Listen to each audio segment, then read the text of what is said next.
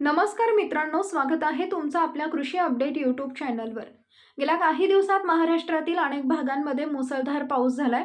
कोकण, मध्य महाराष्ट्र आणि विदर्भात जोरदार ते अतिजोरदार पावसाची हजेरी लागली। काही भागात अक्षरशः अतिवृष्टी झाली आणि तिथं पूरसदृश परिस्थिती पाहायला मिळाली। पुणे, कोल्हापूरमध्ये पूरस्थिती निर्माण झाली होती। आता मात्र राज्यातील पावसाचा जोर थोडासा कमी झाला असून पूरस्थिती निवळली आहे। मात्र यामुळे शेतकऱ्यांच्या शेती पिकांना मोठा फटका बसलाय। पूरस्थिती तयार झाल्याने सर्वसामान्य नागरिकांचं देखील मोठं नुकसान झालंय। अशातच आता ज्येष्ठ हवामान अभ्यासक पंजाब रावांचा एक नवीन अंदाज समोर आलाय। पंजाब रावांनी वर्तवलेल्या आपल्या सुधारित हवामान अंदाजानुसार आज आणि उद्या राज्यातील काही भागांमध्ये पुन्हा एकदा पावसाचा जोर वाढणार आहे। पावसाचा जोर पुढल्या महिन्यातही कायम राहणार आहे। 5 ऑगस्टपर्यंत राज्यात पावसाचा जोर असाच कायम राहणार असा अंदाज पंजाब रावांनी दिलाय।